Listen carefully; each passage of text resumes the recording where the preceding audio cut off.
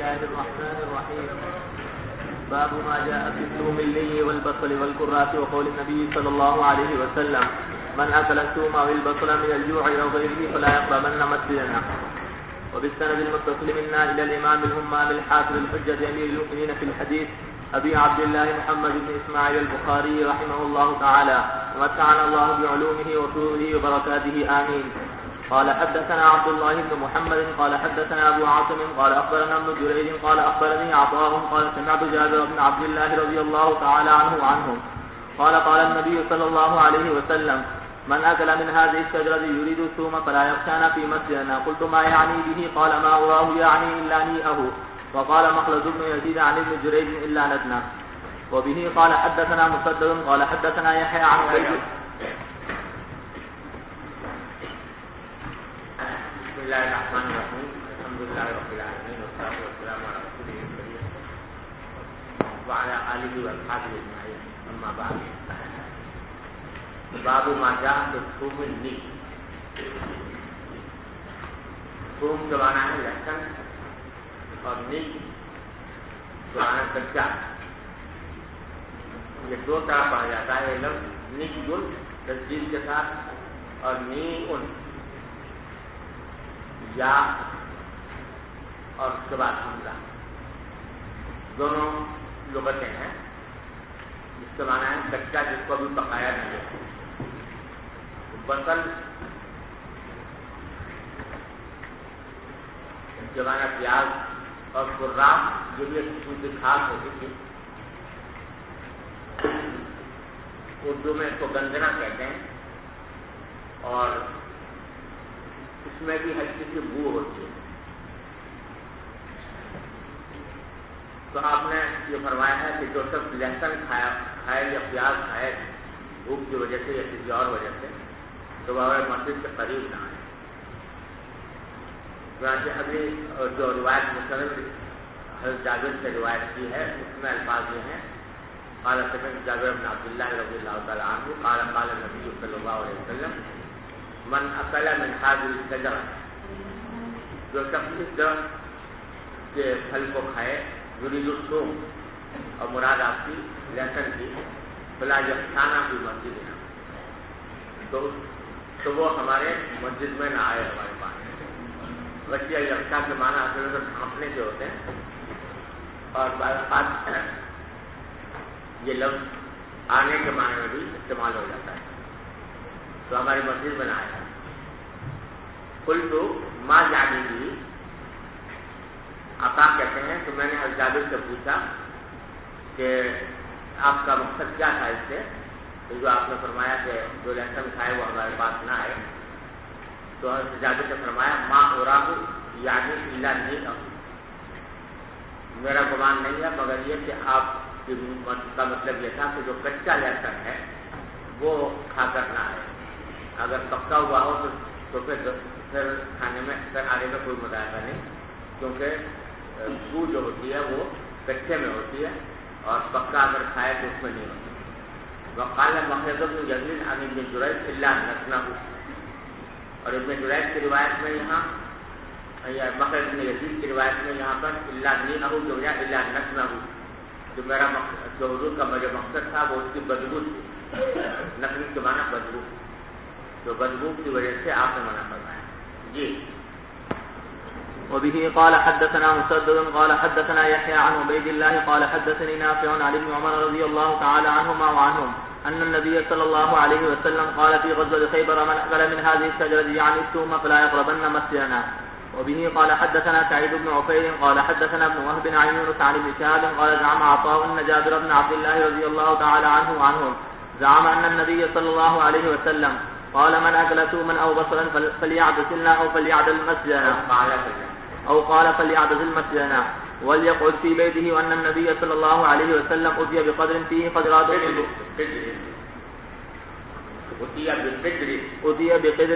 قدرات من بخور فوجد لها ريحا فسأل فأخبر بما فيها من البخور فقال قربوها إلى بعض أصحابه كان معه فلما رآه كره أكلها فقال كل فإني أناجي من لا تناجي. وقال أحمد بن صالح عن ابن وهب أتي ببذل قال ابن وهب يعني طبقا فيه قدرات ولم يذكر الليث وابو صفوان عن يونس قصة القدر فلا أدري هو من قول قصة القدر فلا أدري هو من قول الزهري وفي الحديث.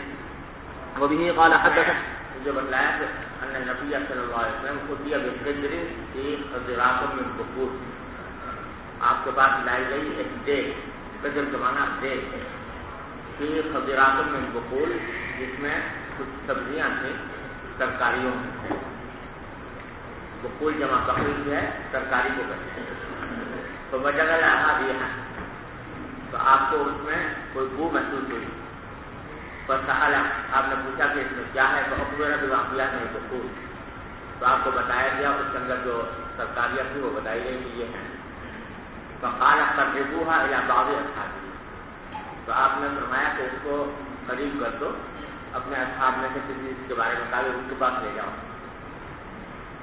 کان معروف آپ کے اصحاب میں سے جو صحابہ آپ کے ساتھ تھے ان سے کہا، ان کے بارے میں کہا کہ ان کے پاس لے جاؤ، فلما رآہ کریہ اکلہا، تو ان صحابی نے بھی جب یہ دیکھا کہ حضور اکرم صلی اللہ علیہ وسلم کھانے کو پسند نہیں فرما رہے تو خود بھی کھانے کو ناپسند کیا انہوں نے کہ جب حضور نہیں کھا رہے تو مجھے بھی نہیں کھانا چاہیے، فقال کل، تو آپ نے ان سے فرمایا کہ تم کھا لو، فإنی اناجی من لا تناجی، کیونکہ میں مناجات کرتا ہوں، سرگوشیاں کرتا ہوں ان سے جن سے تم نہیں کرتے، یعنی اللہ تبارک و تعالیٰ یا فرشتے، ان سے میری براہ راست بات چیت ہوتی ہے، تو میرے منہ میں اگر بو ہوگی تو یہ مناسب نہیں ہے، اس واسطے میں پرہیز کر رہا ہوں، لیکن تمہارا چونکہ مناجات نہیں کرتے تم اللہ تعالیٰ سے یا فرشتوں سے، تو اس واسطے تمہارے کھانے میں کوئی حرج نہیں۔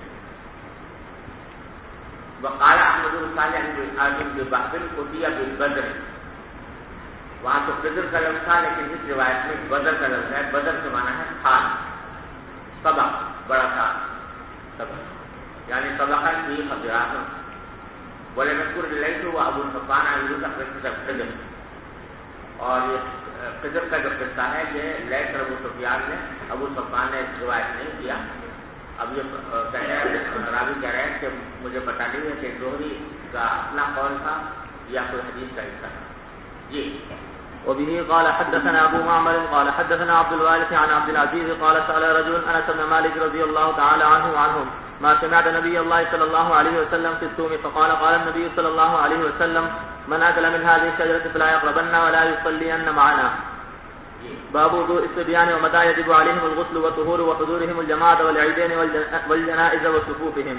وبه قال حدث باب میں امام بخاری رحمۃ اللہ علیہ نے بچوں کے وضو اور نماز سے متعلق باتیں بیان کی ہیں کہ بچوں سے بھی وضو کرانا چاہیے اور ان سے غسل کرانا چاہیے اور طہارت کرانی چاہیے، اور ان کو جماعت میں اور عیدین میں بھی لے جانا چاہیے اور جنائز میں بھی۔ تو ویسے تو بچے غیر مکلف ہوتے ہیں لیکن ان کے جو سرپرست ہیں ان کو یہ ہدایت کی گئی ہے کہ وہ ان کو عادت ڈلوانے کے لیے یہ سارے کام کریں، وضو بھی کرائیں اور نمازوں میں بھی لے جائیں اور عیدین میں بھی لے جائیں، بشرطے کہ وہ بچے اتنے ہوں کہ جو کچھ سمجھدار، ایسا نہ ہو کہ وہ آ کر مسجد کے شور مچائیں یا مسجد کو ملوث کریں، خراب کریں۔ تو جب بچہ ایسا ہو جائے کہ جو سمجھدار ہو جائے، جس کی حد دوسری روایت میں 7 سال بیان فرمائی گئی ہے، تو 7 سال کے بعد بچے کو مسجد میں وضو وغیرہ بھی کرانا چاہیے اور نمازوں کا بھی اہتمام کرانا چاہیے۔ جی آگے بات ساری حدیثیں بلا رہے ہیں جن میں بچوں کا نماز کے اندر یا وضو میں شریک ہونا منظور ہے، اور وہ حدیثیں ساری پڑھی ہوئی ہیں۔ جی وبه قال حدثني محمد بن المثنى قال حدثنا غندر قال حدثنا شعبة قال سمعت سليمان الشيباني قال سمعت الشعبي قال اخبرني من مر عن النبي صلى الله عليه وسلم على قبر منبوذ فامه وصفوا عليه فقلت يا ابا عمرو من حدثك؟ قال ابن عباس رضي الله تعالى عنه وعنهم۔ وبه قال حدثنا عبداللہ بن عباس نے یہ بتایا کہ حضور نے قبر پر نماز پڑھی، اور عبداللہ بن عباس جو ہے وہ بچے تھے حضور کے زمانے میں، تو یہ بھی وہ نماز میں چلی۔ جی وبه قال حدثنا علي بن عبد الله قال حدثنا سفيان قال حدثني صفوان بن سليم عن عطاء بن يسار عن ابي سعيد الخدري رضي الله تعالى عنه وعنهم عن النبي صلى الله عليه وسلم قال الغسل يوم الجمعة واجب على كل محتلم. وبه قال حدثنا علي قال کہ جہاں پر یہ روایت لا کر کہ وجوب جو ہوتا ہے غسل کا وہ تو مختلف پر ہوتا ہے بالغ ہونے کے بعد، لیکن اس سے پہلے جو کچھ ہے وہ عادت ڈلوانے کے لیے. جی. وبه قال حدثنا علي قال حدثنا سفيان عن عمرو قال اخبرني قريب عن ابن عباس رضي الله تعالى عنه وعنهم قال بت عند خالتي ميمونة ليلة فقام النبي صلى الله عليه وسلم فلما كان في بعض الليل قام رسول الله صلى الله عليه وسلم فتوضأ من كلم معلق وضوءا خفيفا يخففه عمرو ويقلله جدا ثم قام يصلي فقمت فتوضأت نحوا مما توضأت ثم جئت فقمت عن يساره فحولني فجعلني عن يميني ثم صلى ما شاء الله ثم صجع فنام حتى نفق فأتاه المنادي يؤذنه بالصلاة فقام معه إلى الصلاة فصلى ولم يتوضأ. قلنا لعمر إن نحسا يقولون إن النبي صلى الله عليه وسلم تنام عينه ولا ينام قلبه. قال عمرو سمعت عبيد بن عمير يقول إن رؤيا الأنبياء وحي ثم قرأ إني أرى في المنام أني أذبحك. بسم الله الرحمن الرحيم.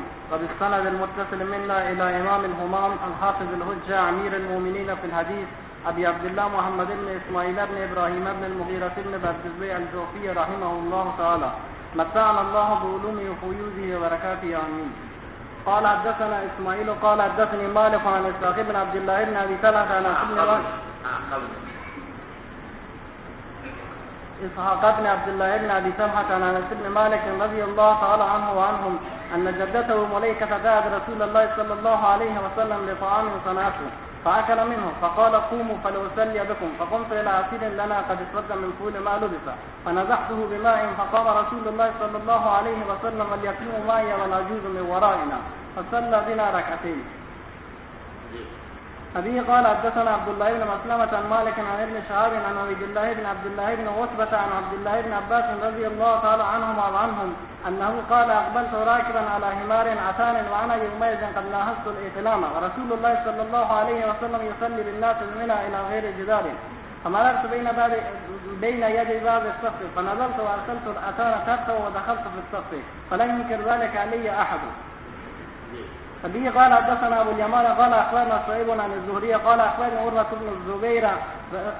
بن الزبير رضي الله تعالى عنه وعنهم أن عائشة قال آثم رسول الله صلى الله عليه وسلم وقال عياش قال حدثنا عبد الأعلى قال حدثنا معمر عن الزهري عن عروة عن عائشة رضي الله تعالى عنها وعنهم قال آثم رسول الله صلى الله عليه وسلم في العشاء حتى ناداه عمر قد نام النساء والصبيان قال فخرج رسول الله صلى الله عليه وسلم فقال إنه ليس أحد من أهل الأرض يصلي هذه الصلاة غيركم ولم يكن أحد يومئذ يصلي غير أهل المدينة. فبه قال حدثنا عمرو بن علي قال حدثنا يحيى قال حدثنا سفيان قال حدثني عبد الرحمن بن عابس قال سمعت ابن عباس رضي الله تعالى عنهما وعنهم وقال له رجل شهدت الخروج مع النبي صلى الله عليه وسلم قال نعم ولولا ما كان منه ما شهدت يعني من صغره أتلا علم الذي عند ذلك كثير بن الصلت ثم أتى النساء فبعوهن وذكرهن وأمرهن أن يتصدقن فجعلت المرأة تهوي بيدها إلى حلقها تلقي في ثوب بلال ثم أتى هو وبلال البيت. عبدالرحمن بن عابس کہہ رہے ہیں کہ میں نے عبداللہ بن عباس کو سنا اس حالت میں کہ کسی شخص نے ان سے کہا تھا یعنی پوچھا تھا کہ شہید الخروج مع النبی صلی اللہ علیہ وسلم کیا آپ حاضر تھے نبی کریم صلی اللہ علیہ وسلم جب نکلے یعنی عید کے لیے عید کی نماز سیاق جو ہے وہ عید کا ہے یعنی جب آپ عید کی نماز پڑھانے کے لیے تشریف لے گئے تھے تو کیا آپ حضور اکرم صلی اللہ علیہ وسلم کے ساتھ شامل ہوئے تھے حضور کے ساتھ نکلے تھے؟ قال نعم. تو عبداللہ بن عباس رضی اللہ عنہ نے فرمایا کہ ہاں میں حضور کے ساتھ گیا تھا ولولا مکانی منہ لما شہدت اور اگر میرا کوئی مرتبہ نہ ہوتا حضور کے پاس تو میں آپ کے ساتھ نہ جاتا. یعنی ان سے غلی مراد ان کی یہ تھی کہ میں کیونکہ بچہ تھا تو بچوں کو لے جانے کی حضور اکرم صلی اللہ علیہ وسلم کے ساتھ بچے کا جانا کوئی ایسی معمولی کی بات نہیں تھی. لیکن میں چونکہ نبی کریم صلی اللہ علیہ وسلم مجھ پر بہت شفقت فرماتے تھے اور میرا ایک مرتبہ تھا یعنی ایک مکان تھا حضور کے ساتھ یعنی قرب کا مکان تھا تقرب حاصل تھا مجھے رسول کریم صلی اللہ علیہ وسلم کے ساتھ، اس واسطے آپ مجھے ساتھ لے گئے. جو مطلب ہے لولا مکانی مجھ کو مسجد تھی، اگر میرا مکان نہ ہوتا حضور کے ساتھ، یعنی مکان سے مراد ہے تقرب قرب نہ ہوتا اور آپ مجھ پر چپن نہ فرماتے تو مجھے نہ لے کر جاتے، یعنی مجھ سے غریب. پھر آگے بتایا کہ اصل عالم الذی انتظاری تصویر الفل، آپ اس علم کے پاس تشریف لائے جو تصویر بسل کے گھر کے پاس تھا. کوئی علم سے مراد یہاں پر جھنڈا بھی ہو سکتا ہے، ہو سکتا ہے کوئی جھنڈا لگا ہوا ہو، اور ستون کو بھی علم کہتے ہیں، ہو سکتا ہے کوئی ستون ہو. کہ جب اس کے بعد آپ تشریف لے گئے پھر آپ نے خطبہ دیا، پھر عورتوں کے پاس تشریف لے گئے، ان کو بات کیا، تسکین کی اور ان کو حکم دیا کہ وہ صدقہ کریں. تو عورتیں جو ہیں وہ اپنے ہاتھوں کو لے جانے لگی اپنے حلم کے پاس اور پھر اپنے حضرت بلال کے کپڑے میں ڈالتی تھی اپنے زیوروں میں. پھر وہ حضور اور حضرت بلال گھر میں تشریف لے گئے. جی باب خروج النساء الى المساجد بالليل والغلس. وبه قال حدثنا ابو اليمان قال اخبرنا شعيب عن الزهري قال اخبرني عروة بن الزبير عن عائشة رضي الله تعالى عنها وعنهم قال آتم رسول الله صلى الله عليه وسلم من عتمة حتى ناداه عمر نام النساء والصبيان، فخرج النبي صلى الله عليه وسلم فقال ما ينتظرها احد غيركم من اهل الارض ولا يصلي يومئذ الا بالمدينة. وكانوا يصلون العتمة فيما بين ان يغيب الشفق الى ثلث الليل الاول. فبه قال حدثنا عبيد الله بن موسى عن عنزلة عن سالم بن عبد الله عن ابن عمر عن النبي صلى الله عليه وسلم قال إذا استأذنكم نساؤكم بالليل إلى المسجد فأذنوا لهن فأباه الشعبة عن الأمر. کہ جب تم سے تمہاری عورتیں رات کے وقت میں مسجد جانے کی اجازت مانگیں تو ان کو اجازت دے دو. تو نبی کریم صلی اللہ علیہ وسلم کے عہد مبارک میں خواتین کو اجازت تھی مسجدوں میں آنے کی، اور حضور کے زمانے میں آیا کرتی تھی مسجدوں میں. لیکن امام بخاری ان روایتوں کو لا کر یہ بتا رہے ہیں کہ عام طور سے رات کو آتی، جبکہ بے پردگی کا زیادہ احتمال نہ ہو. اور پھر حضرت فاروق اعظم رضی اللہ تعالیٰ عنہ نے منع کر دیا آنے سے. وجہ اس کی ہے کہ حضور اکرم صلی اللہ علیہ وسلم کے عہد مبارک میں خواتین آتی تھیں تو پردے کے اہتمام کے ساتھ آتی تھیں، عام طور سے رات کے وقت آتی تھیں اور بہت جلدی آ کر چلی جایا کرتی تھیں، اور کپڑے بھی ایسے زیب و زینت والے پہن کے نہیں آتے. چنانچہ روایت میں آتا ہے کہ کنہ یخرجن تفصیلات، وہ آتی نکلتی تھی اس حالت میں تو ان سے کپڑے میلے کچیلے ہوتے تھے، کوئی زیب و زینت نہیں کرتی.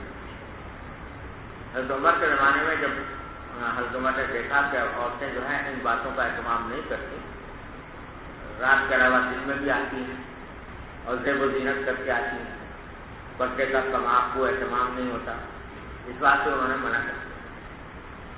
اور حضرت عائشہ نے فرمایا کہ لو رأى نبی صلی اللہ علیہ وسلم ما احدثت النساء لمنعهن كما منعت نساء بنی اسرائیل. اگر حضور نے دیکھ لیتے یہ صورتحال تو آپ بھی منع فرما دیں. وہ حضرت عائشہ نے حضرت عمر کے عمل کی تصدیق اور تائید فرمائی اور تمام صحابہ کرام نے تائید فرمائی. بات دراصل یہ ہے کہ نبی کریم صلی اللہ علیہ وسلم کے عہد مبارک میں بھی اگرچہ اجازت دی تھی عورتوں کو آنے کی، لیکن آپ نے ہمیشہ فضیلت کسی بات کی بیان فرمائی کہ خواتین اپنے گھروں میں نماز پڑھیں. چنانچہ بہت ساری احادیث ہیں جن میں آپ نے فرمایا کہ عورت کا اپنی کوٹڑی میں پڑھنا کمرے میں پڑھنے سے افضل ہے، کمرے میں پڑھنا صحن میں پڑھنے سے افضل ہے. جتنا بھی اندر اور چھپ کر پڑھے نماز اتنا ہی آپ نے اس کو افضل قرار دیا. تو افضل تو خواتین کے لیے اس وقت بھی یہی تھا کہ وہ اپنے گھروں میں نماز پڑھیں. لیکن نبی کریم صلی اللہ علیہ وسلم کی ابتدا میں نماز پڑھنے کی ایک اور سعادت تھی، تو اس واسطے اس سعادت کے حصول کے لیے اجازت دی گئی، ترغیب نہیں دی گئی لیکن اجازت دی گئی. تو وہ اجازت جو تھی وہ بھی مشروط تھی ان شرائط کے ساتھ کہ وہ کوئی زیب و زینت کر کے نہ آئیں، پردے کا اہتمام کریں وغیرہ وغیرہ. تو جب حضرت عمر نے دیکھا کہ یہ محض اجازت تھی، کوئی فضیلت تھی نہیں، اور اجازت تھی اور وہ شرائط جو ہیں مفقود ہوتی جا رہی ہیں، اس بات سے عمر نے منع کر جی. رواه شعبة عن الأعمش عن مجاهد عن ابن عمر عن النبي صلى الله عليه وسلم. فبه قال حدثنا عبد الله بن محمد قال حدثنا عثمان بن عمر قال أخبرنا يونس عن الزهري قال حدثتني هند بنت الحارث أن أم سلمة زوج النبي صلى الله عليه وسلم رضي الله تعالى عنها وعنهم أخبرتها أن النساء في عهد رسول الله صلى الله عليه وسلم كنا إذا سلمنا من المكتوبة قمنا وثبت رسول الله صلى الله عليه وسلم ومن سلم من الرجال ما شاء الله فإذا قام رسول الله صلى الله عليه وسلم قام الرجال.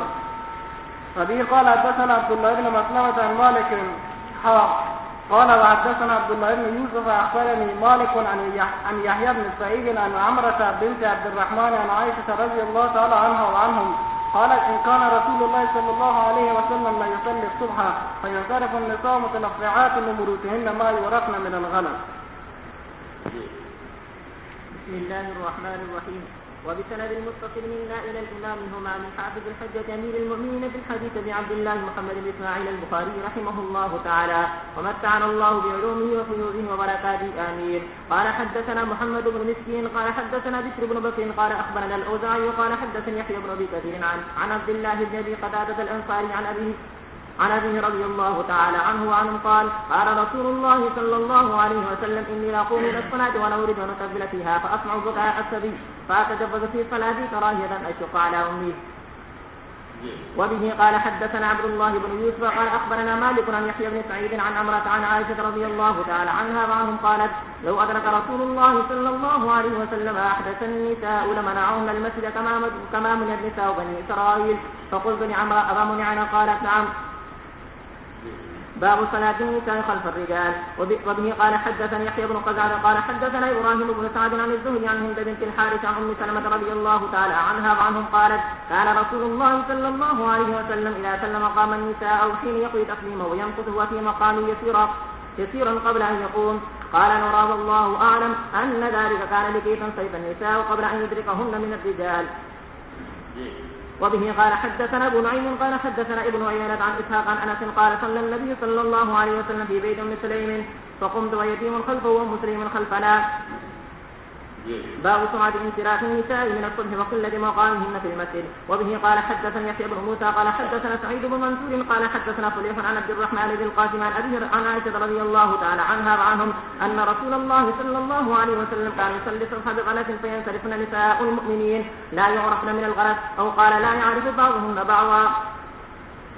باب استئذان المرأة زوجها بالخروج إلى المسجد. وبه قال حدثنا مسدد قال حدثنا يحيى قال حدثنا يزيد بن زرع عن معمر عن الزهري عن سالم بن عبد الله عن أبي رضي الله تعالى عنه وعنهم عن النبي صلى الله عليه وسلم قال إذا استأذنت امرأة أحدكم فلا يمنعها. بسم الله الرحمن الرحيم. كتاب الجمعة. باب فضل الجمعة لقول الله تعالى إذا نودي للصلاة من يوم الجمعة فاسعوا إلى ذكر الله وذروا البيع ذلكم خير لكم إن كنتم تعلمون فاسعوا فامضوا. یہ جمعہ کتاب الجمعہ ہے اور جمعہ کا دن جو ہے یہ زمانے جاہلیت میں یوم العروبہ کہا جاتا ہے. جمعہ کے دن کو یوم العروبہ کہتے ہیں اور اہل عرب کے ہاں یہ دن شروع سے ایسا چلا آتا تھا کہ جس میں اہل عرب جو ہیں وہ کہیں جمع ہوتے اور خود ابن ساعدہ جو مشہور خطیب تھا عربوں کا اس کے بارے میں بعض روایات سے معلوم ہوتا ہے کہ یوم العروبہ میں لوگوں کو جمع کر کے اور خطبہ بھی دیا کرتا ہے. یہ بات تو جاہلیت سے چلی آئی. پھر جب اسلام آیا تو مکہ مکرمہ میں جمعہ فرض نہیں ہوا تھا، لیکن جب مدینہ منورہ کے لوگ مسلمان ہوئے تو نبی کریم صلی اللہ علیہ وسلم نے بعض صحابہ کرام کو اپنے سے پہلے بھیج دیا تھا مدینہ منورہ. ان میں حضرت اسعد بن زرارہ اور سالم مولا ابی حذیفہ رضی اللہ تعالیٰ عنہ وغیرہ یہ بھی شامل ہیں۔ تو اساتذہ میں زرارہ جو ہیں وہ جب مدینہ منورہ پہنچے تو وہاں کے لوگوں نے شاید ان سے درخواست کی ہوگی کہ کوئی وقت ایسا مقرر کرے جس میں آپ ہمیں کچھ باتیں جیت کے بتایا کریں۔ تو حضرت اساتذہ میں زرارہ رضی اللہ تعالیٰ عنہ جو تھے وہ جمعہ کے دن لوگوں کو جمع کر کے خطبہ بھی دیا کرتے تھے۔ یہ جمعہ کے فرضیت سے پہلے کی بات۔ پھر جب نبی کریم صلی اللہ علیہ وسلم تشریف لائے قبا 14 دن قبا میں قیام فرمایا، اور اس کے بعد پھر جب آپ روانہ ہوئے مدینہ منورہ جانے کے لیے تو راستے میں بنو سالم کے محلے میں پہنچے تو وہاں جمعہ فرض ہوا، اور جمعہ فرض ہوا پہلا جمعہ آپ نے وہیں پر بنو سالم کے محلے میں ادا کروایا۔ آج بھی وہاں پر ایک مسجد بنی ہوئی ہے، وہ مسجد الجمعہ کہلاتی ہے، تو وہاں پر سب سے پہلا جمعہ پڑھا گیا۔ اس کے بعد سے پھر جمعہ کی فرضیت آئی۔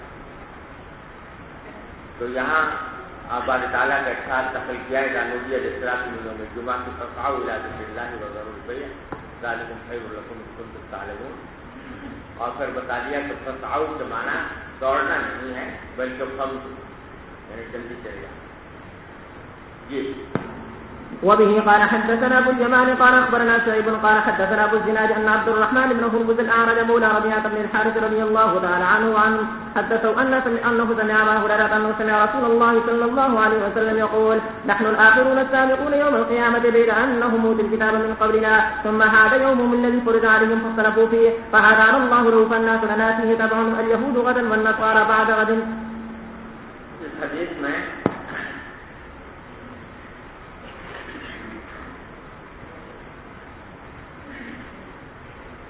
نبی کریم صلی اللہ علیہ وسلم نے یہ بیان فرمایا ہے کہ اللہ تبارک و تعالیٰ نے مختلف امتوں کو یہ اختیار دیا کہ وہ کسی ایک دن کو اپنے لیے عبادت کا دن قرار دیں، جس میں دوسرے معاشی مشغلوں کو کم کریں اور اللہ تعالیٰ کی عبادت کی طرف زیادہ متوجہ ہوں۔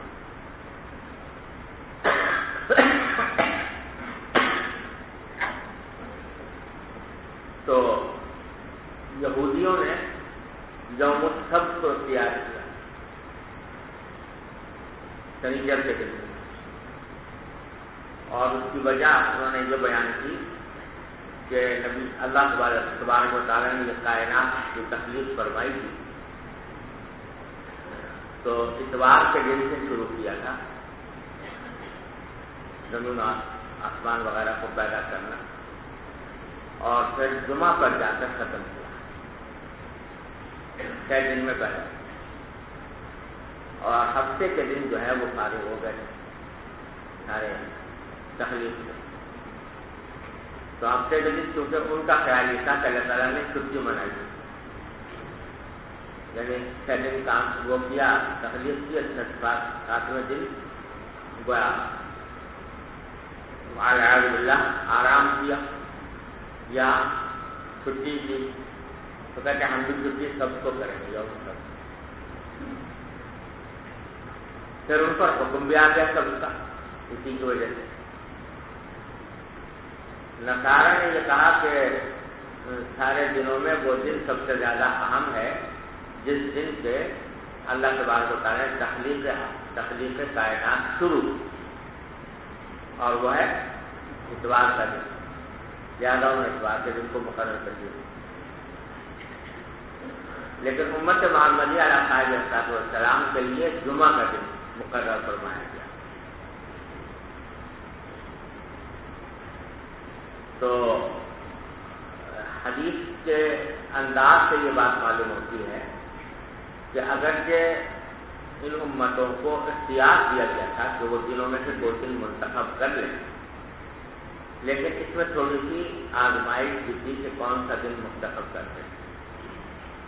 اللہ تبارک و تعالیٰ کے نزدیک پسندیدہ دن تھا جمعہ. تو لیکن یہودیوں کو کا جو اپنا اتحاد کیا تو وہ جمعہ تک نہ پہنچ سکے بلکہ سب تک پہنچے. نصارہ نے اتحاد کیا تو وہ جمعہ تک نہ پہنچے بلکہ اتوار کو پہنچے، اتوار تک پہنچے. تو ان کا اتحاد اللہ جل جلالہ کی اصل منشا کے اوپر واقع نہیں ہوا، اور امت محمدیہ علیہ السلام کا اتحاد جو ہے وہ اللہ تعالیٰ کی منشا کے مطابق واقع ہوا. اگرچہ چونکہ ان کو اختیار دیا گیا تھا اس واسطے سب کے اختیار کر دینے پر یا احد کے اختیار کر دینے پر ان سے کوئی باقاعدہ یا ان کے اوپر کوئی گرفت نہیں ہوگی. لیکن ساتھ ہی یہ بھی تھا کہ جو وہ اگر اختیار کرے جو اللہ تعالیٰ کی منشا ہے تو اس میں اجر و ثواب زیادہ ہے. تو یہ بات امت محمدیہ علیہ السلام کو نصیب ہوئی. تو بارش کا حضرت مرارہ فرماتے ہیں تو میں نے نبی کریم صلی اللہ علیہ وسلم کو یہ فرماتے ہوئے سنا کہ نحن الآخرون السابقون یوم القیامہ، کہ ہم ہیں تو آخر میں آنے والے، یہود اور نصارہ کے بعد آئے ہیں، لیکن قیامت کے دن ہم آگے جانے والے ہوں گے. بیضا انہم اوتوا الکتاب من قبلنا، بیضا انہم یعنی غیر انہم، البتہ کے معنی میں آتا ہے کہ البتہ ان لوگوں کو یہود و نصارہ کو کتاب دی گئی ہم سے پہلے. پھر ھذا یومہم الذی فرض علیہم، اور پھر یہ ایک دن تھا جس جو ان کے اوپر فرض کیا گیا تھا. فرض کرنے کے معنی یہ کہ وہی بات کہ ان کو اختیار دیا گیا تھا کہ کوئی دن ایسا مقرر کرو کہ جس کے اندر تم عبادت کے اوپر زیادہ زور دو. فاختلفوا فیہ، تو اس میں ان کا اختلاف ہو گیا کہ یہودیوں نے سب مقرر کیا، نصارہ نے عہد مقرر کیا. فہدانا اللہ لہ، پھر اللہ تعالیٰ نے ہمیں ہدایت دی کہ وہ دن ہم نے جمعہ کا مقرر کیا. فالناس لنا فیہ تبع، اب سارے لوگ جو ہیں ہمارے پیچھے ہیں اس دن کے معاملے میں، اس لیے کہ ہم جمعہ کے دن وہ دن مقرر کرتے ہیں، جمعہ کے دن عبادت کرتے ہیں. والیہود غداً والنصارى بعد غد، اور یہودی جو ہیں وہ ہمارے ایک دن کے بعد اور نصارہ 2 دن کے بعد وہ عبادت کا دن مقرر کرتے ہیں. تو ہم جو ہیں وہ جمعہ کا دن چونکہ کرتے ہیں تو ہمارا جو عبادت کا دن ہے وہ پہلے آتا ہے، اور یہودیوں کا 1 دن بعد اور ہندوستانیوں کا 2 دن بعد. تو اس واسطے ہم جو ہیں سابق ہیں ان سب لوگوں کا. جی باب قول الغسل يوم الجمعة وهل على السبيل شهود يوم الجمعة وعلى النساء. وبه قال حدثنا عبد الله بن يوسف قال أخبرنا مالك عن نافع عن عبد الله بن عمر أن رسول رضي الله تعالى عنه وعنهم أن رسول الله صلى الله عليه وسلم قال إذا جاء أحدكم الجمعة فليغتسل.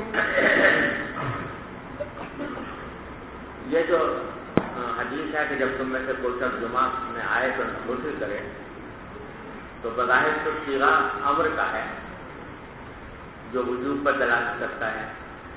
چنانچہ بعض اہل ظاہر نے یہی کہا کہ جمعہ کے دن غسل کرنا فرض ہے. اور پیچھے جو حدیث گزری اور آگے بھی آئے گی کہ الغسل یوم الجمعہ واجب علی کل مختلف، اس میں واجب کا لفظ بھی ہے. اس سے بھی یہ اہل ظاہر استدلال کر کے کہتے ہیں کہ غسل کرنا واجب ہے. لیکن جمہور کا کہنا یہ ہے کہ یہ مستحب ہے اور سنت ہے، واجب نہیں. اور واجب نہ ہونے کی دلیل یہ ہے کہ اول تو آگے حدیث آ رہی ہے کہ حضرت عمر رضی اللہ عنہ خطبہ دے رہے تھے، تو اتنے میں بیچ میں حضرت عثمان آئے تو حضرت عمر نے ان کو ٹوکا کہ اتنی دیر میں کیوں آئے. تو انہوں نے کہا کہ میں مشغول تھا اور اچانک میں اذان کی آواز سنی تو میں جلدی سے وضو کر کے آ گیا. تو حضرت عمر نے ان پر نصیحت کی کہ اچھا وضو کر کے آ گئے، حالانکہ آپ کو پتا ہے کہ نبی کریم صلی اللہ علیہ وسلم غسل کا حکم دیا ہے. یہ کہا تو، لیکن یہ نہیں کہا کہ اب جا کر غسل کرو، یا یہ کہ کسی واجب کا ترک تمہارے سے ہوا، تمہارے اوپر سے واجب نہیں تھا. دوسرا آگے عائشہ رضی اللہ عنہا کی حدیث آنے والی ہے جس میں انہوں نے یہ فرمایا کہ اصل میں ہوتا یہ تھا کہ شروع میں لوگ جو تھے وہ محنت کا کام کرتے تھے، مشقت کا کام کرتے تھے اپنے کھیتوں پر وغیرہ پر، اور اسی حالت میں اٹھ کر چلے آتے تھے جمعہ کے لیے۔ مسجد تھی تنگ اور آدمی زیادہ ہوتے تھے، موٹے کپڑے پہنتے تھے، پسینہ آتا تھا، اس کی وجہ سے بو پھیل جاتی تھی مسجد کے اندر، تو اس واسطے رسول کریم صلی اللہ علیہ وسلم کو غسل کا حکم دیا تھا۔ تو اس لیے جمہور یہ کہتے ہیں کہ شروع میں آپ نے ضروری قرار دیا غسل کو، لیکن وہ غسل کو ضروری قرار دینا معلول بعلت تھا، اور علت کیا تھی؟ بدبو کا مسجد کے اندر پھیل جانا۔ تو بعد میں جب یہ صورتحال نہیں رہی اور ذرا فراخی ہو گئی اور کپڑے بھی لوگ ٹھیک ٹھاک پہننے لگے، تو اس صورت میں پھر بعد میں اس کی وجوب کو اس کو منسوخ کر دیا گیا۔ ایک توجہ تو اس کی یہ کی جاتی ہے، اور بعض آپ کہتے ہیں کہ جہاں واجب کا لفظ آیا ہے تو واجب کے معنی فرض ہونے کے نہیں ہے وہاں پر، بلکہ حق ہونے کے ہیں۔ غسل حق ہے، برحق ہے۔ واجب کا اطلاق بعض اوقات برحق کے معنی میں بھی آتا ہے۔ جی وہ بھی جی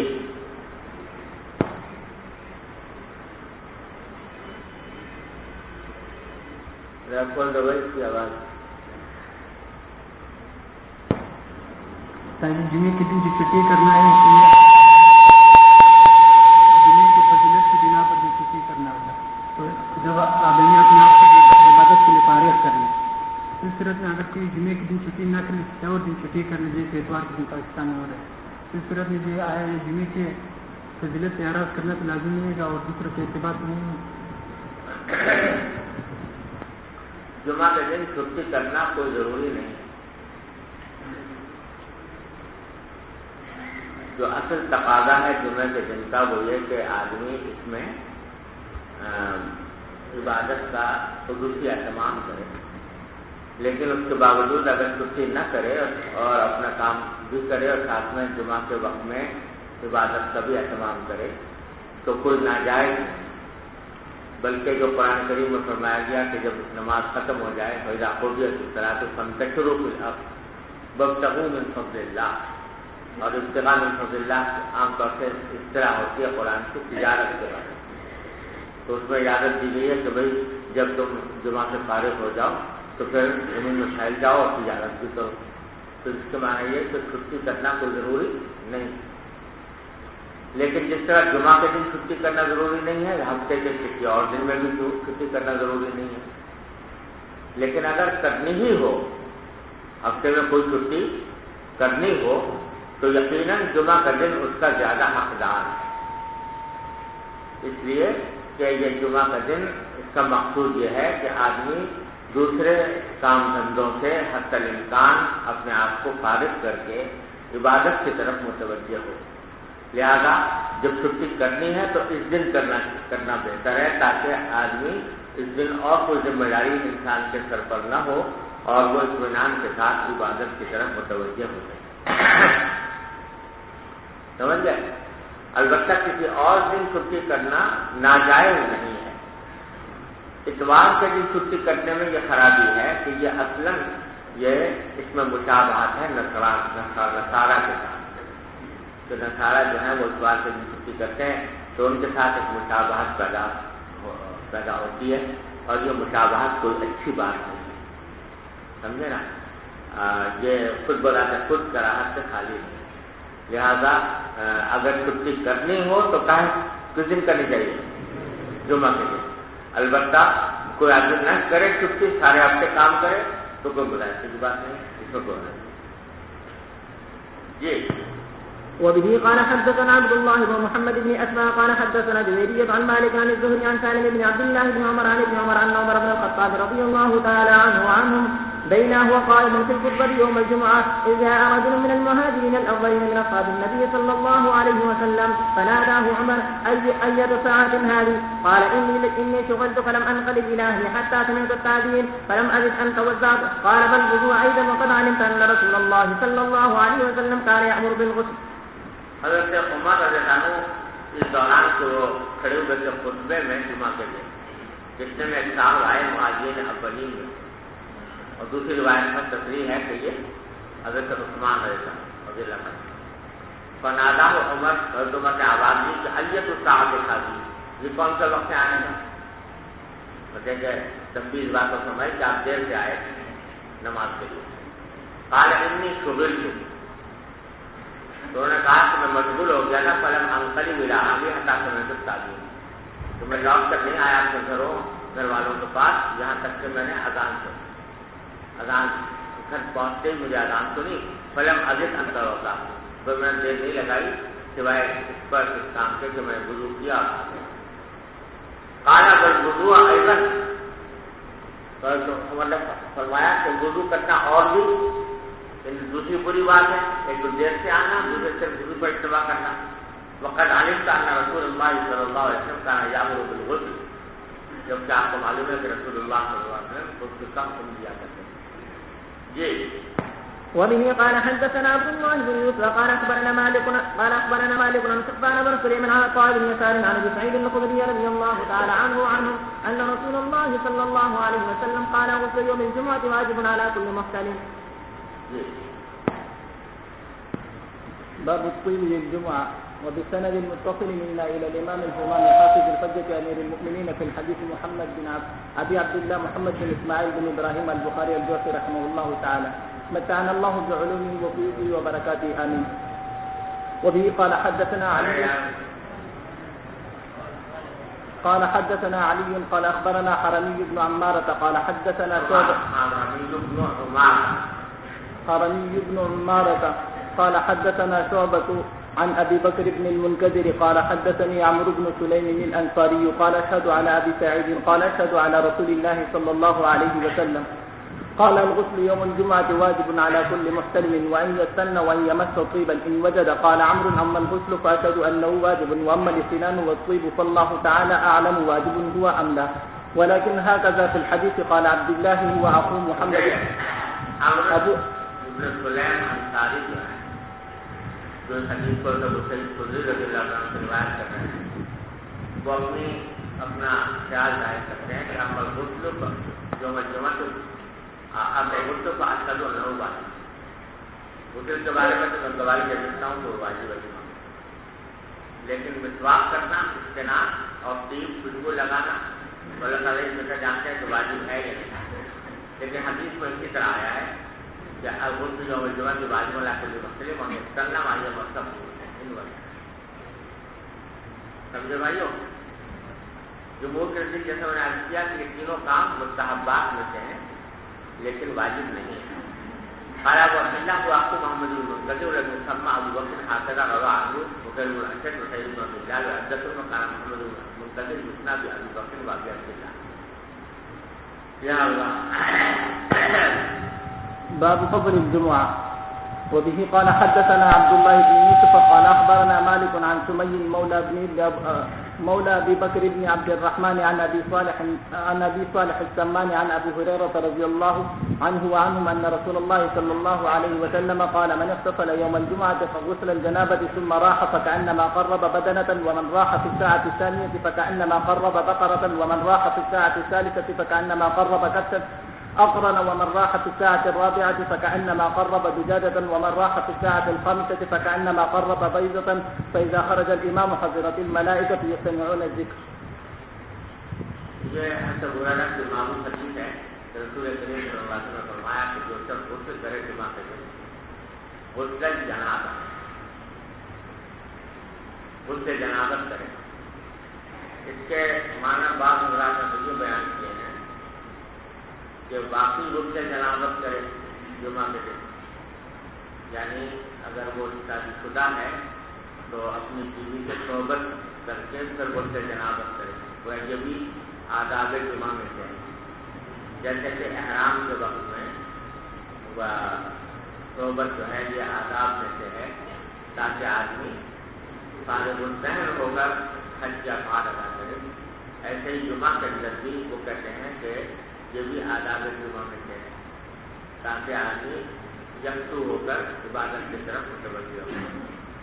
اور دوسرے اللہ کا کہنا یہ ہے کہ غسل جنابت جو ہے یہ درحقیقت یہ صفت ہے غسل کی، یعنی مقصود یہ نہیں ہے کہ حقیقتاً جنابت کو اس کو غسل جنابت کرے، بلکہ مراد یہ ہے کہ غسل ایسا کرے جیسا کہ جنابت کی حالت میں کرتا ہے، یعنی جتنے اہتمام کے ساتھ آدمی جنابت کی حالت کو غسل کرتا ہے اتنے ہی اہتمام کے ساتھ جمعہ کے دن کو غسل کرے. ثم راح، پھر نکلے جمعہ کے لیے.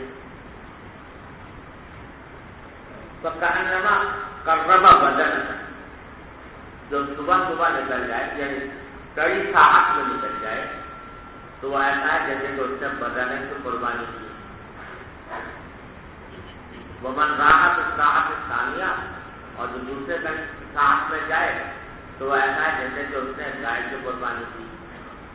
ومن راحت الساعۃ الثالثہ، اور تیسری ساعت میں کوئی جائے فکأنما قرب کبشا اقرن، ویسا جیسے کہ کوئی بڑے سینگوں والا میڈھا اس نے قربان کیا. ومن راحت الساعۃ الرابعہ، چوتھی ساعت میں جو جائے فکأنما قرب الدجاجہ، ویسا جیسے کہ مرغی قربان کی. ومن راحت الساعۃ الخامسہ، اور پانچویں ساعت میں جائے فکأنما قرب بیضا، ویسا جیسے کہ انڈے کی قربانی کی. انڈا کا قربانی کے بعد یہاں پر صدقہ آئے کہ انڈے کا کوئی صدقہ کرے. فإذا خرج الإمام، اس کے بعد جب امام نکل آئے خطبہ دینے کے لیے فحضرت الملائکہ یستمعون الذکر، تو ملائکہ جو ہیں پھر وہ اپنے رجسٹر بند کر کے آگے بیٹھ جاتے ہیں اس ذکر کو سننے کے لیے جو امام خطبے میں کرتا ہے. ارے سمجھو بھائیو، یہ 5 ساعتوں کے بارے میں فرمایا نبی کریم صلی اللہ علیہ وسلم نے کہ جتنا بھی پہلے آدمی جائے اتنی ہی بڑی قربانی کا اجر اس کو ملتا ہے. اب یہ 5 ساعتیں کب سے ہیں، کب سے شروع ہوگی، اس میں 2 قول ہیں. ایک امام مالک رحمۃ اللہ علیہ کا، وہ فرماتے ہیں کہ 5 ساعتیں زوال کے بعد، زوال سے شروع، زوال ہوتے ہی پہلی ساعت، زوال ہونے سے لے کر اور خطبہ شروع ہونے تک کا جو وقت ہے اس کو 5 حصوں میں تقسیم کر دو، ہر حصہ جو ہے وہ 1 ساعت. ارے سمجھے، انہوں نے آسانی کر دی امام مالک کا. زیادہ اگر وہ جب صبح سے تو اپنا سوتا ہوتا رہے اور زوال ہوتے ہی پہنچ جائے مسجد میں تو وہ بدنہ قربان کرنے کی فضیلت اس کو حاصل ہو سکتی ہے. اور جمہور یہ کہتے ہیں کہ نہیں، یہ ساعات جو ہیں جو شروع ہو رہی ہیں شروع آفتاب سے، تو بدنہ اس کو ملے گا جو طلوع آفتاب کے متصل جائے. ارے سمجھو، تو گویا ان کے نزدیک صورتحال یہ ہے کہ طلوع آفتاب سے لے کر خطبہ شروع ہونے تک کا جو وقت ہے اس کو 5 حصوں میں تقسیم کر دو.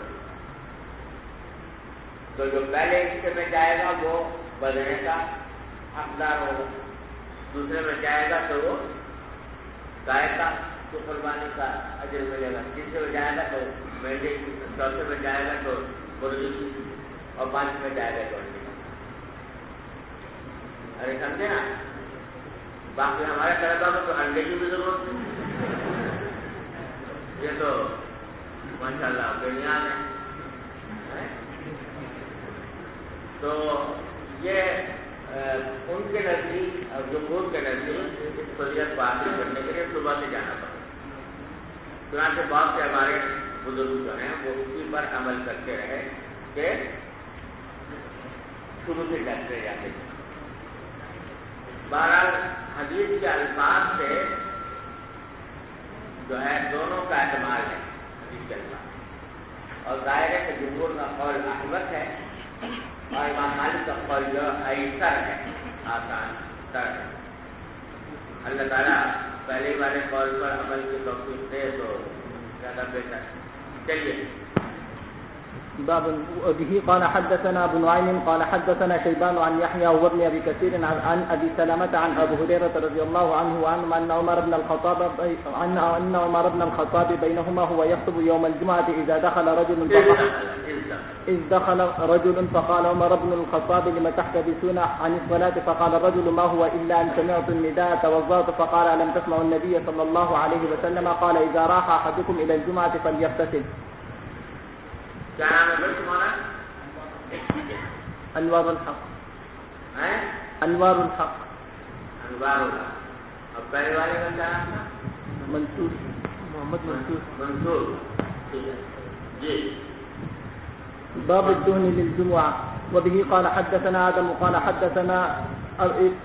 حدثنا ابن أبي ذئب عن سعيد المقبوري قال أخبرني أبي عن ابن وديعة عن سلمان الفارسي قال قال النبي صلى الله عليه وسلم لا يغتسل رجل يوم الجمعة ويتطهر ما استطاع من طهر ويدهن من دهنه أو يمس من طيب بيته ثم يخرج فلا يفرق بين اثنين ثم يصلي ما كتب له ثم ينصت إذا تكلم الإمام إلا غفر له ما بينه وما بين الجمعة الأخرى. دہن سے مراد یہاں پر تیل بھی ہو سکتا ہے اور اس سے مراد خوشبو بھی ہو سکتی ہے عطر، کیونکہ عطر جو ہوتا ہے وہ بھی ایک طرح کا تیل ہوتا ہے.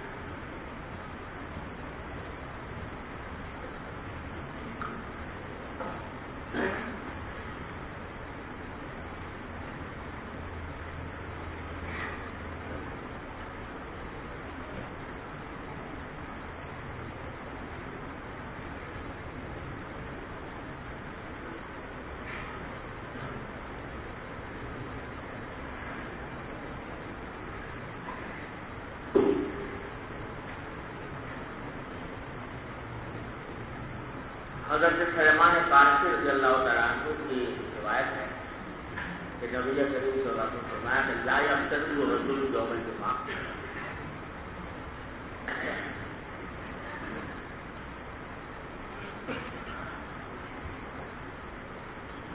یہ لا اور الا مل کر حسر کے لیے آتے ہیں. تو معنی کیا ہوئے کہ جو شخص بھی غسل کرے جمعہ کے دن اور یتفقد المستطاع جتنا بھی طاقت میں ہو طہارت حاصل کرے، ویجتہد من دہنہ اور اپنا تیل بھی لگائے،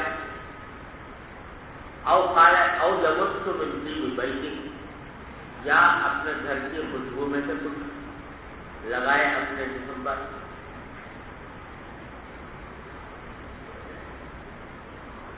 یہ او جو ہے یہ تنویع کے لیے بھی ہو سکتا ہے، جس کا معنی یہ ہے یا تیل لگائے یا خوشبو لگائے. اور یہ او جو ہے یعنی وہ تبدیل کے لیے ہو سکتا ہے اور یہ کچھ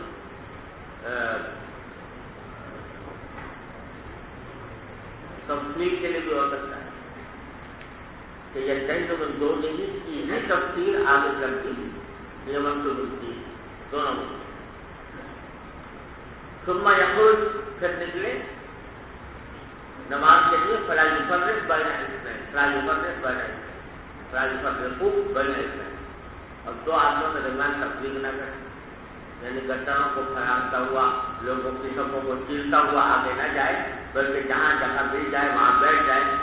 ثم یصلی ما کتب لہ پھر جو اس کو مقدر ہے اس کی نماز پڑھے. ثم ینصت اذا تکلم پھر خاموش رہے جب امام بات کرنا شروع کرے. جو شخص یہ کام کرے گا تو غفر لہ ما بینہ وما بین الجمعۃ الاخرى. ارے سمجھ گئے ہو یہ فضیلت ہے کہ اس کے اور اگلے جمعہ کے درمیان اس کے سے جو گناہ مرتکب ہوں گے وہ اللہ تعالیٰ معاف فرما دیں گے اگر اس نے یہ اہتمام کے ساتھ یہ کام کیا. ارے سمجھ گیا بھائی؟ چلو. وبه قال حدثنا أبو اليمان قال أخبرنا شعيب عن الزهري قال طاووس قلت لابن عباس ذكروا أن النبي صلى الله عليه وسلم قال اغتسلوا يوم الجمعة واغسلوا رؤوسكم وإن لم تكونوا جنبا وأصيبوا من الطيب. قال ابن عباس وأما الغسل فنعم وأما الطيب فلا أدري.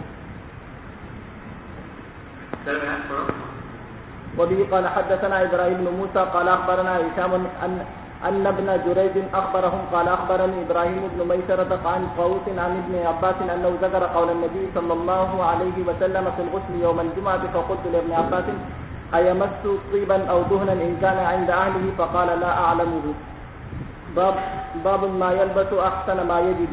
وبه قال حدثنا عبد الله بن يوسف قال أخبرنا مالك عن نافع عن عبد الله بن عمر أن عمر بن الخطاب رأى حلة سيراء عند باب المسجد فقال يا رسول الله لو اشتريت هذا فلبستها يوم الجمعة وللوقت إذا قدموا عليك فقال رسول الله صلى الله عليه وسلم إنما يلبس هذه من لا خلاق له في الآخرة. ثم جاءت رسول الله صلى الله عليه رسول الله صلى الله عليه وسلم منها حلل فأعطى عمر بن الخطاب منها حلة فقال عمر يا رسول الله كسوتنيها وقال قلت في حلة عطارد ما قلت. فقال رسول الله صلى الله عليه وسلم إني لم أكسبها لبستها فكساها عمر لتلبسها فكساها عمر بن الخطاب أخله بمكة مشركا. یہ حدیث ہے، اس میں پہلے تو تجربہ کے باب سے یہ ہے اس کا بسو احسن ماجد کہ جمعہ کے دن آدمی کو پہلے چاہیے ایسے کپڑے تو اس کے جس کے بہتر کپڑے اس کے پاس ہوں تو وہ پہننے چاہیے جمعہ. اب اس میں جو حدیث روایت کی ہے امام بخاری نے کہ صحیح بخاری میں بہت سی جگہوں پر ہے لیکن یہاں پہلی بار حضرت عبداللہ بن عمر اس کے راوی ہیں. وہ فرماتے ہیں کہ ان عمر بن الخطاب رضی اللہ عنہ رأى حلة سیراء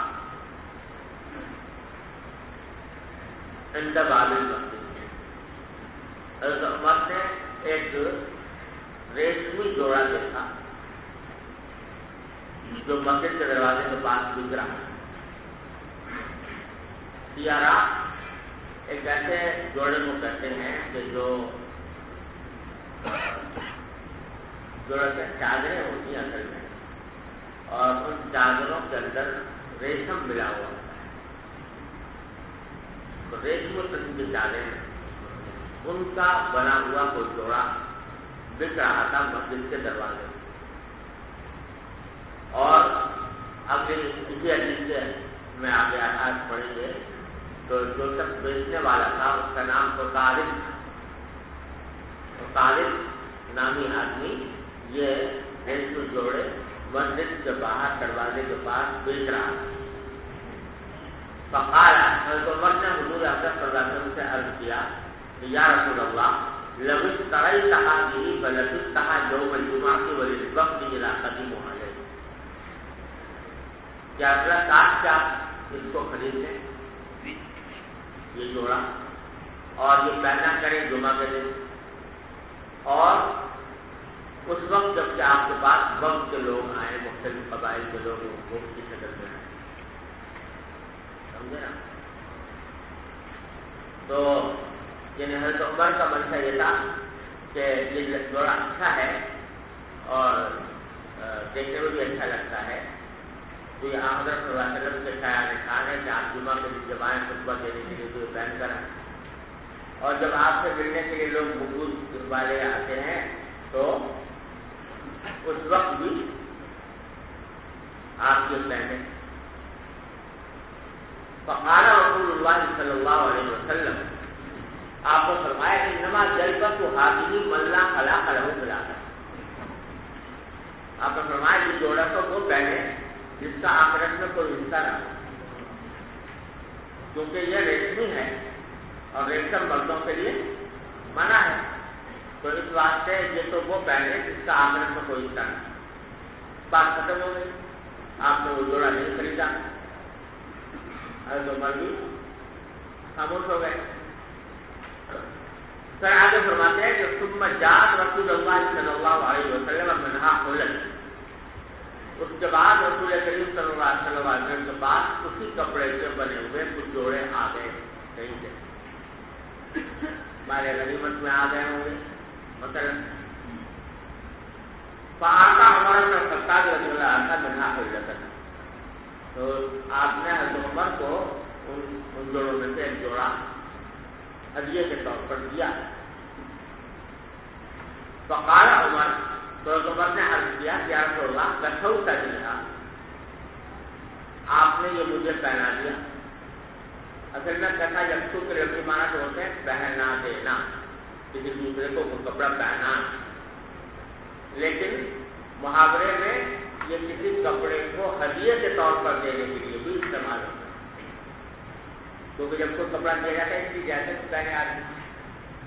ارے سمجھے نا، یہاں کسو تجیحا کے معنی کے نہیں تو پہنا دیا آپ نے، بلکہ معنی کیا ہے کہ آپ نے مجھے یہ ہدیہ کے طور پر دیا. وقت کلتا فی حلت عطارد ما قلتا، جبکہ آپ نے عطارد کے جوڑے کے بارے میں وہ بات فرمائی تھی جو فرمائی تھی. میں کہتے ہیں نا کہ وہ جو باب مسجد کے بعد بک رہا تھا وہ بیچنے والا عطارد تھا، تو وہ جو بیچ رہا تھا اس کے بارے میں آپ نے فرمایا تھا کہ اس کو وہ پہلے اس کو کاغذ میں کوئی حصہ نہ ہو. تو اس کے باوجود آپ نے مجھے یہ ہدیے میں دے دیا. فقال رسول اللہ صلی اللہ علیہ وسلم، صاحب نے فرمایا انی لم اقصک لطلبک، میں نے یہ تمہیں نہیں دیا اس لیے تاکہ تم پہنو نہیں. سمجھے؟ مطلب یہ ہے کہ بہرحال ایک چیز تو ہے، تو خود پہننا تو اب اس سے جائز نہیں ہے، لیکن عورتوں کو پہنا سکتے ہیں، بازار میں بیچ کر اس سے پیسے حاصل کر سکتے ہیں وغیرہ وغیرہ، تو پہنانے کے لیے نہیں دیا. بعد میں کہتے ہیں فقطع عمر بن الخطاب رضی اللہ عنہ اخذ له بمکہ مشرکا، بعد میں عمر نے وہ ہدیے کے طور پر دے دیا اپنے بھائی کو جو مکے میں تھا مشرک.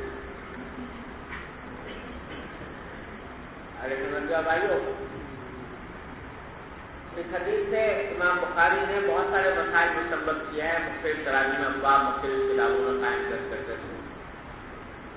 تو ان میں سے ایک مسئلہ یہ ہے کہ جو یہاں مقصود ہے کہ جمعہ کے دن اچھے کپڑے پہننا جو ہے وہ مطلوب ہے،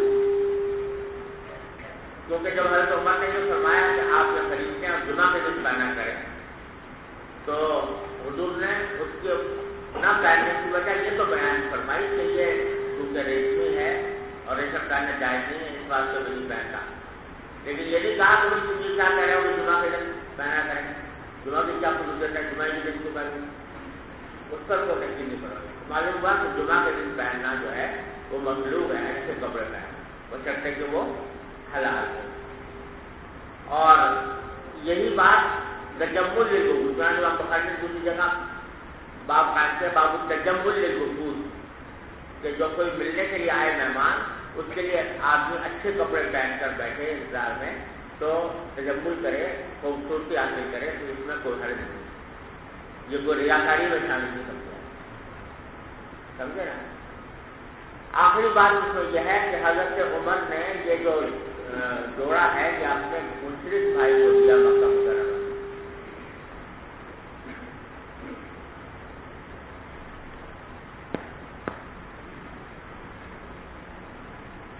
ویسے عام حالات میں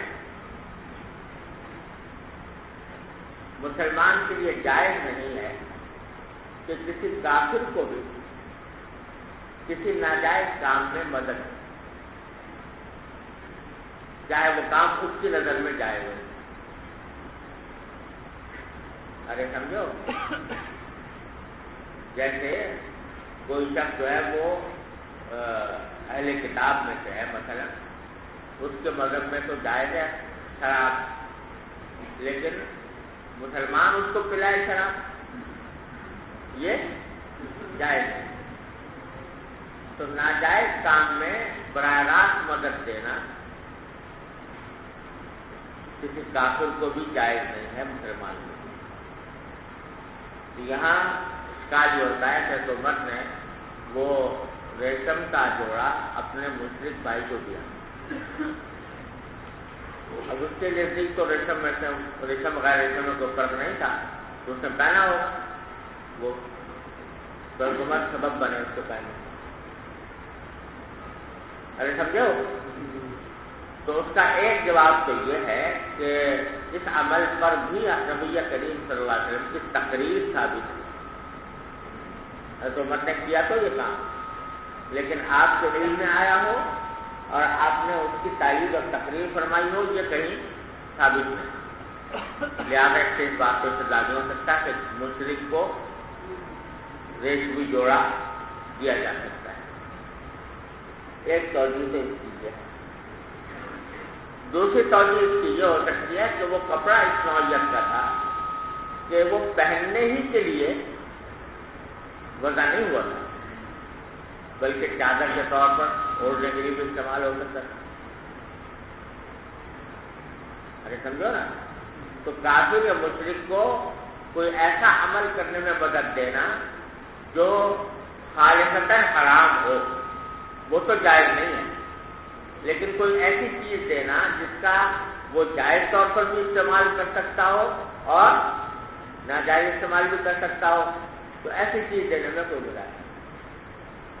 تو چادر ایسی تھی کہ وہ اگر اوڑھ کر استعمال کرتا ہے جائز ہوتی، اپنی عورتوں کو دے دیتا تو بھی جائز ہوتی، بازار میں بیچ دیتا تو بھی جائز ہوتی. صرف ایک صورت کی ناجائز ہونے کی کہ خود پہنے. سمجھے نا؟ تو کیونکہ مختلف احتمالات تھے اور یہ مجھ کے عمل پر موقوف تھا کہ وہ کیا اس کے ساتھ معاملہ کرتا ہے، اس واسطے حضرت عمر نے اس کو دوبارہ کر دیا. سمجھ گئے بھائیوں؟ چلو. بسم الله الرحمن الرحيم. باب السواك يوم الجمعة. وقال أبو سعيد رضي الله عنه عن النبي صلى الله عليه وسلم يسن بالسند المتصل منا إلى الإمام الإمام الحافظ الحجة أمير المؤمنين في الحديث أبي عبد الله محمد بن إسماعيل بن إبراهيم بن المغيرة بن بردزبة الجعفي البخاري رحمه الله تعالى متعنا بعلومه وكنوزه وبركاته آمين. قال حدثنا عبد الله بن يوسف قال أخبرنا مالك عن أبي الزناد عن أعرج عن أبي هريرة رضي الله عنه وعنه أن رسول الله صلى الله عليه وسلم قال لولا أن أشق على أمتي وقال لولا أن أشق على الناس لأمرتهم بالسواك مع كل صلاة. وبه قال حدثنا أبو ہر جگہ پڑھی آپ نے، لیکن دیکھو امام بخاری کا عجیب معاملہ ہے، کتاب الوضو میں نہیں لائے کرتے، باب ہی قائم نہیں کیا سواک کا، اور پوری کتاب الوضو میں کہیں سواک کا ذکر نہیں، یہاں جمعہ میں نکال دیے گئے. اور وجہ بتائیں یہ معلوم ہوتی ہے کہ کیونکہ ان کے اپنے مذہب، ان کے اپنے شرط کے مطابق جو حدیث تھی وہ یہی چیز یہاں پر نکالی ہے، لأمرتم بالسواک مع کل صلاۃ. اب اگر اس کو نکالتے کتاب الوضو میں تو اس سے یہ نتیجہ نکلتا کہ امام بخاری کے نزدیک مسواک جو ہے وہ سنت ثلاث، جیسا کہ امام شافعی پڑھا ہے اس طرح. امام شافعی کہتے ہیں سنت ثلاث، حنفیہ کہتے ہیں سنت وضو ہے. تو اگر وہاں نکالتے اور باقی صلاح والی حدیث نکالتے تو اس سے تائید ہوتی کس کی؟ شافعی. اور خود ان کا مسلک جو ہے وہ حنفیہ کے مطابق، یعنی یہ سواک کو سنت وضو مانتے ہیں نہ کہ سنت صلاح. اس واسطے وہاں نہیں نکالا، یہاں لے گا. جی. وبه قال حدثنا أبو معاذ قال حدثنا عبد الوارث قال حدثنا شعيب بن حرب قال حدثنا أنس رضي الله عنه قال قال رسول الله صلى الله عليه وسلم أكثرت عليكم في السواك. وبه قال حدثنا محمد بن كثير قال أخبرنا سفيان عن منصور بن حسين عن أبي وائل عن حذيفة رضي الله عنه قال كان النبي صلى الله عليه وسلم إذا قام من الليل يسبح. باب من تسبق بسواك غيره. وبه قال حدثنا اسماعيل قال حدثني سليمان بن بلال قال حدثنا هشام بن عروة اخبرني ابي عن عائشة رضي الله عنها وعنهم قال دخل عبد الرحمن بن ابي بكر ومعه سواك يستن به فنظر رسول الله صلى الله عليه وسلم فقلت له اعطني هذا السواك يا عبد الرحمن فاعطاني فقسمته ثم ملكته فاعطيته رسول الله صلى الله عليه وسلم فاستن به وهو مستند الى صدري. باب ما يقرأ في صلاة الفجر يوم الجمعة. وبه قال حدثنا أبو نعيم قال حدثنا سفيان عن سعد بن إبراهيم عن عبد الرحمن بن هرمز عن أبي هريرة رضي الله عنه وعنهم قال كان النبي صلى الله عليه وسلم يقرأ في الفجر يوم الجمعة ألف لام ميم تنزيل وهل أتى على الإنسان. باب الجمعة في القرآن. حضور اکرم صلی اللہ علیہ وسلم فجر کے دن جمعہ کے دن فجر میں یا صورتیں پڑھا کرتے تھے الف لام میم تنزیل سجدہ اور هل أتى على الإنسان حين من الدهر. اس کا مطلب ہے کہ بکثرت ایسا ہوگا کہ آپ جمعہ کے دن جو سورۃ تلاوت میں پڑھیں. تو اس میں افراد تفریق پائی جاتی ہے. بعض لوگ جب یہ آتا ہے کہ فلاں نماز میں نبی کریم صلی اللہ علیہ وسلم فلاں صورتیں پڑھتے تھے، جیسے آپ آئے گا جمعہ میں سب